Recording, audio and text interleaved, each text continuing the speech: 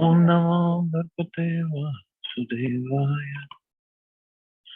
Narayanam Namaskritya Naram Chaiva Narottamam Devim Saraswatim Vyasam Tato Jayam Didye Ashtaprayeshu Bhadreshu Nityam Bhagavata Sevaya Bhagavati Uttam Shloke Muktir Bhavati Naishtiki.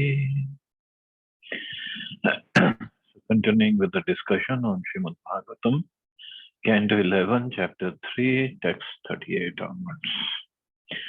So Shri Piplayanji is answering the question of Maharaj Nimi about Lord Narayan.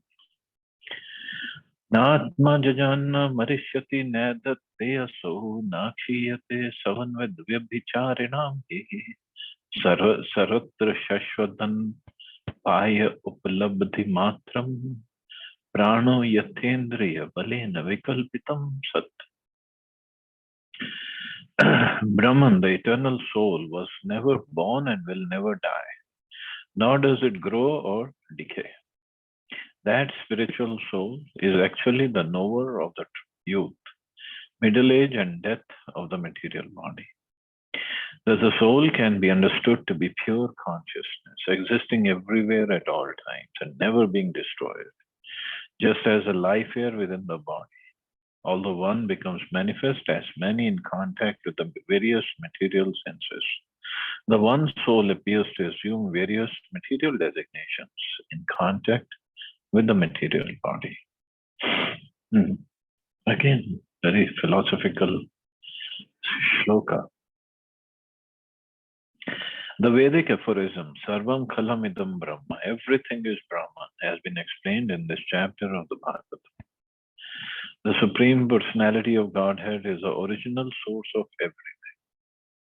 By expanding his internal potency, he manifests the spiritual world. And by expanding his external potency, he manifests the material cosmos.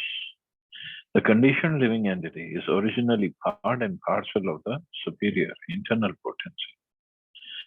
No, I think we did this. We completed this one. Oh yeah, we completed this one. We go to the next verse.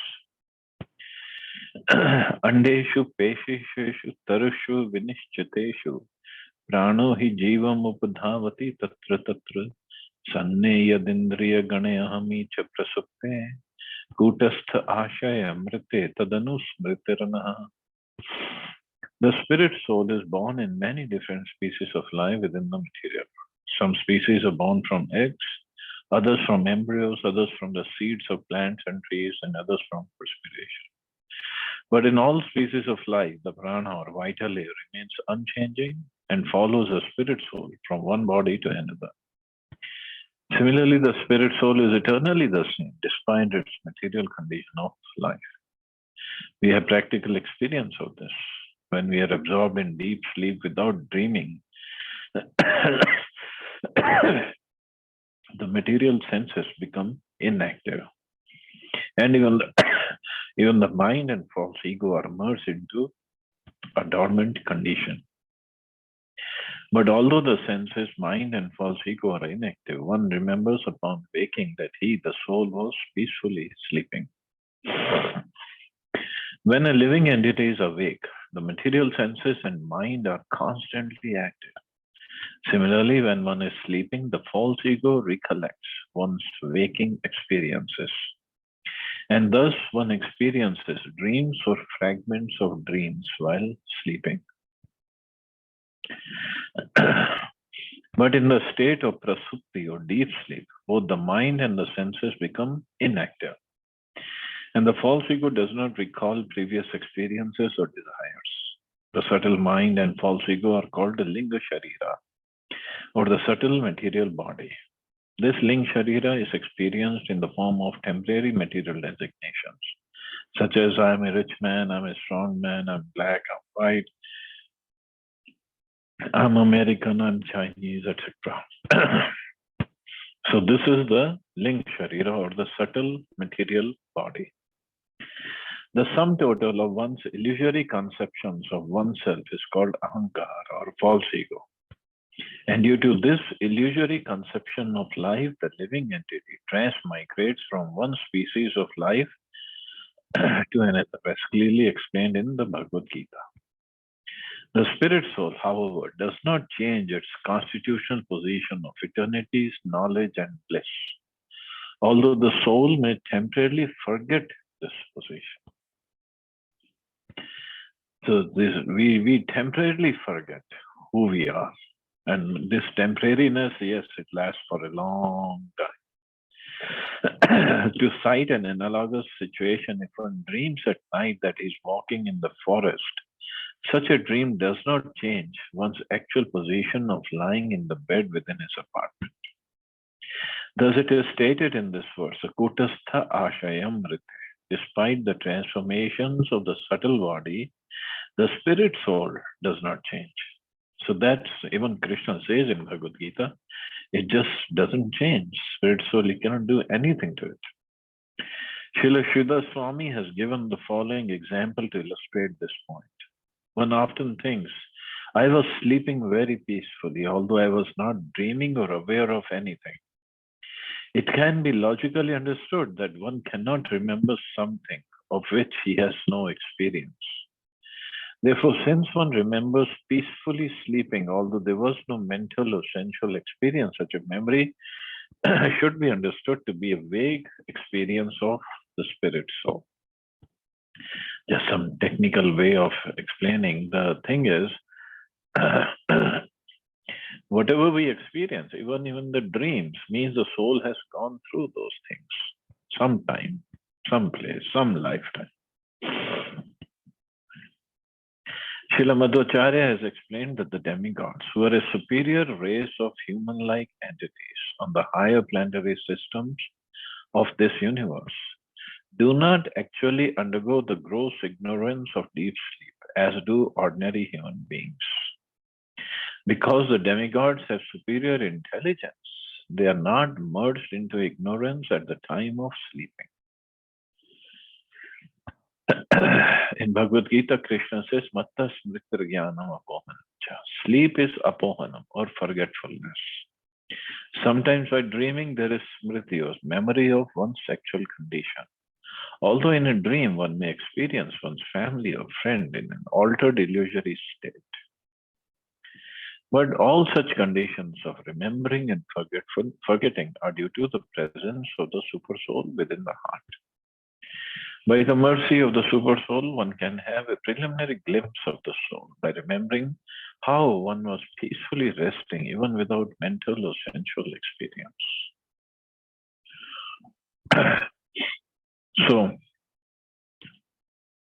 So deep sleep or dreaming state, when we even forget who we are, but the super soul is there to remind that soul, the living entity, when he gets up, who you are. Just like when we go to sleep, we forget who we are, whether we are engineer or doctor or businessman or job. We have a job. What do we have? We forget everything. But when we wake up, super soul reminds us. So similarly, it can be said, when we are in the material world, we are in deep sleep of our completely ignorant of our original position. But Guru opens our eyes, means Guru wakes us up, or Krishna wakes us up from inside, Guru wakes up from outside. Then he reminds us, and then we understand who we are. And then we are really awake. Right now, we all are sleeping in the lap of Maya. In the Mundak Upanishad, it is explained, the soul is atomic in size and can be perceived by perfect intelligence.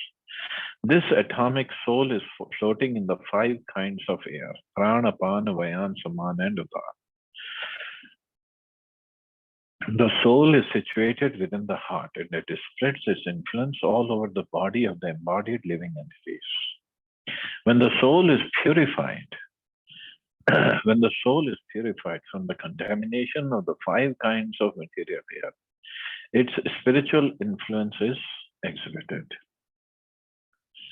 Thus, in the innumerable species of life, the spiritual soul remains situated within prana, or the material life air. See, this kind of system Krishna has set up in every species of life. And the soul is floating in 5 kinds of air, and the whole body is functioning, all the organs are functioning according to the design. And the soul is just sleeping, basically sleeping, ignorant of its original position. But within the body, everything is working fine. It's working properly. And when the soul is purified from the contamination of the 5 kinds of material air, its spiritual influences exhibit.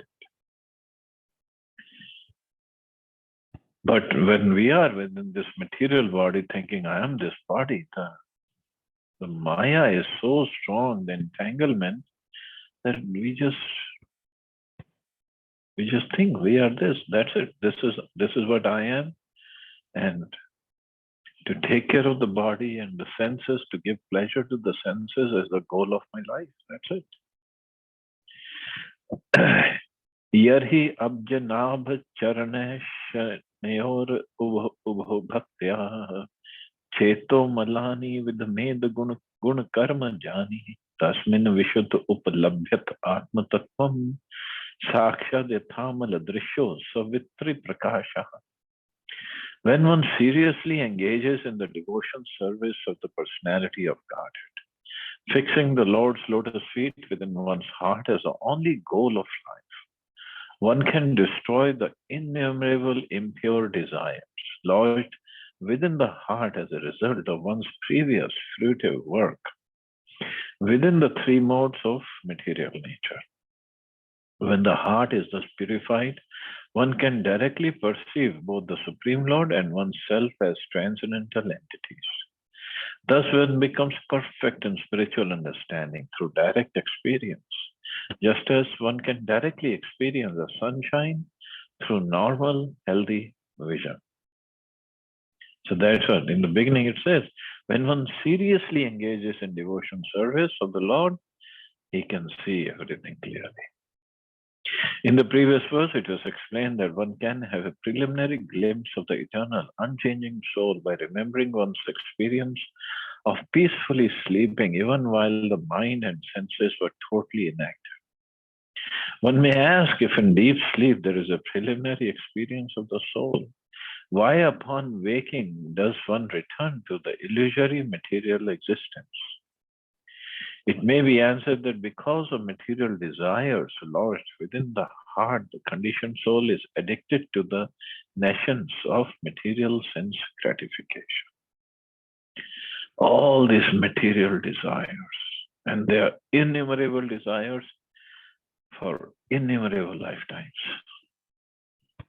A prisoner may glimpse through the bars the free light outside the prison window, but still remain captive behind the bars.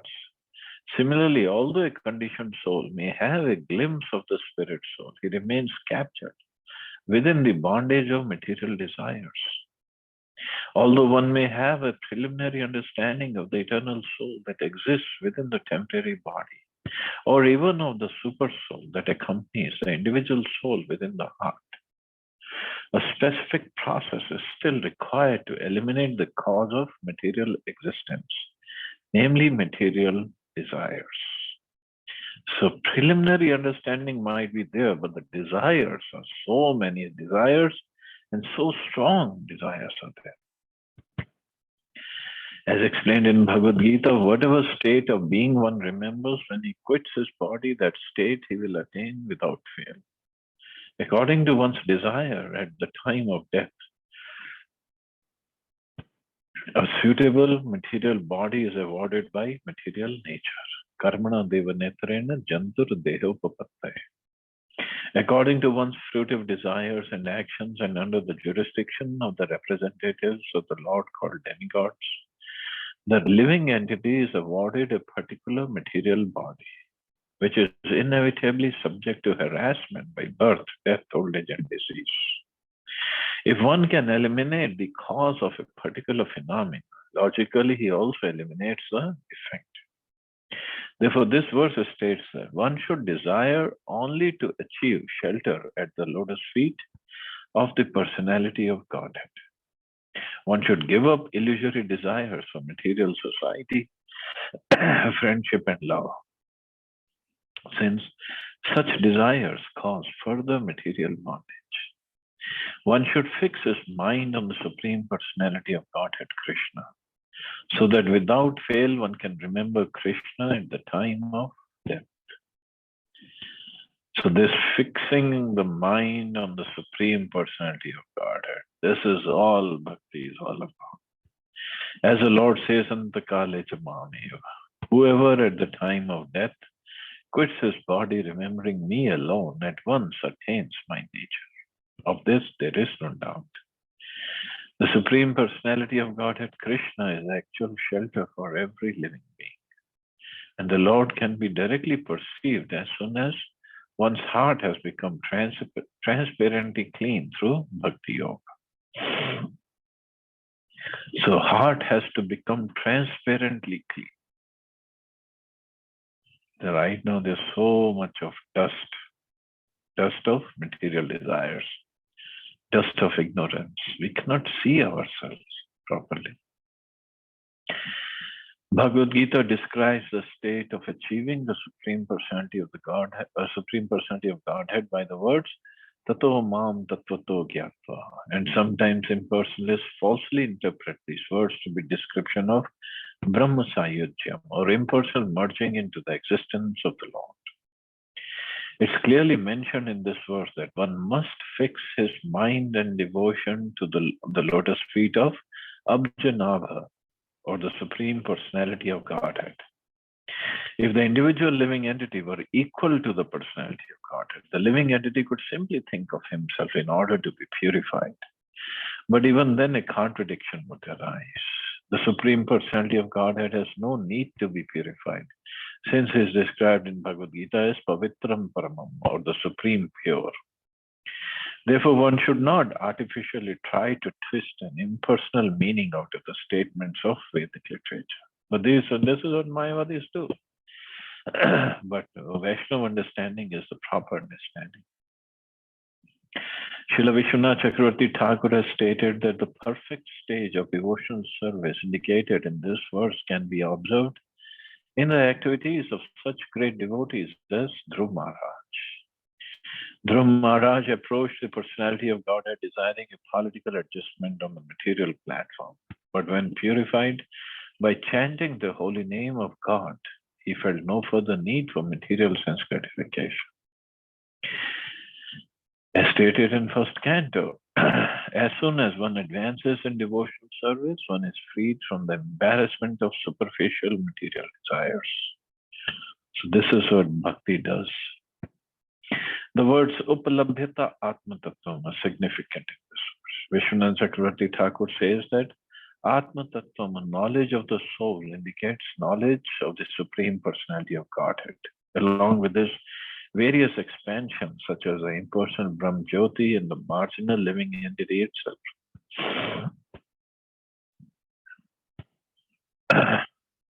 Srila Bhakti Siddhanta Saraswati Thakur has pointed out that in the verses 35 to 39, the various stages of standard logic are demonstrated. Okay, these are again very, very technical things. Verse 35 establishes the Vishay or general thesis. Verse 36 manifests Sanshaya. 37 gives Purva Paksha or opposing argument. 38 establishes the Siddhanta or conclusion. 39 verse represents Sangati, the summary. So the summary is one should become a pure devotee of the personality of Godhead and worship the Lord's lotus feet. Actually, this is what Bhagavad Dharma is all about. And this is, Navayogendras are talking about Bhagavad Dharma only.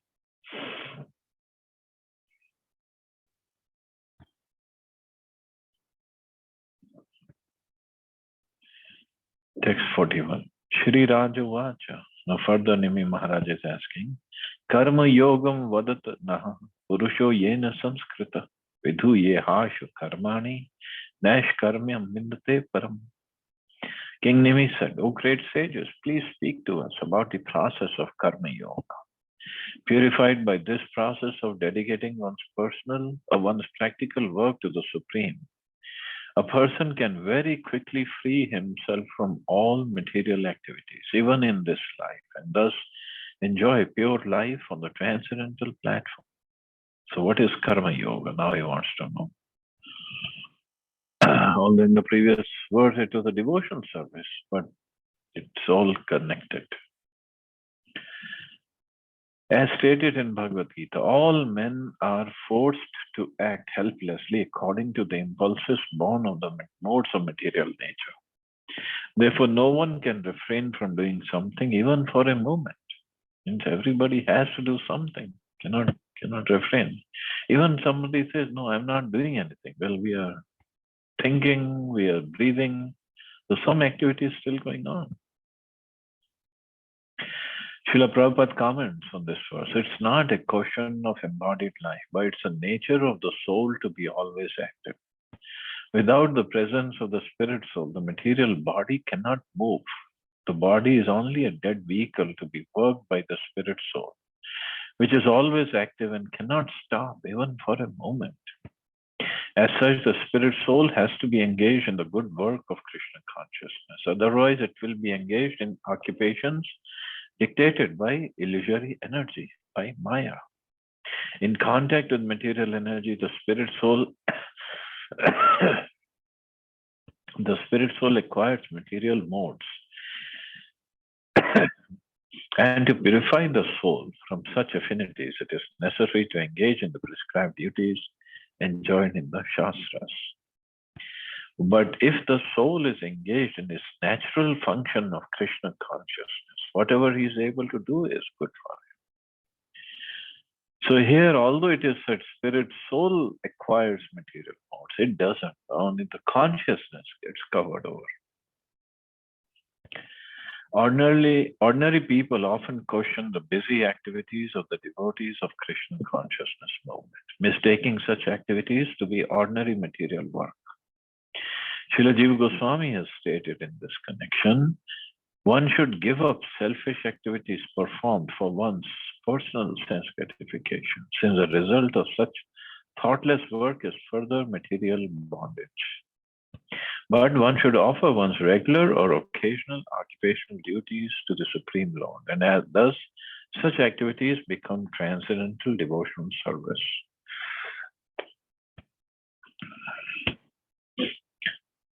So this chapter is clearly explained that dovetailing one's work with the service of the Lord is an art, and one should learn at the lotus feet of the bona fide spiritual master.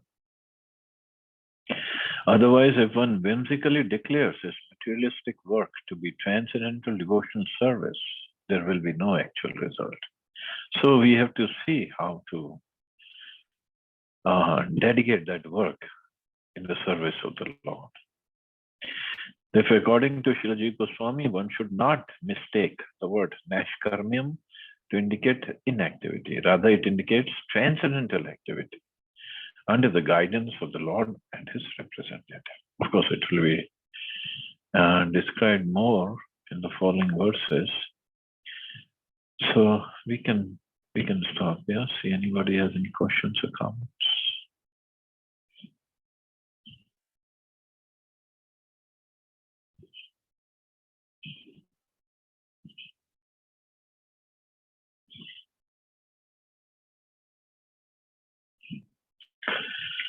Okay, so you all have a safe and wonderful day. Hare Krishna. Jai Shri Ram.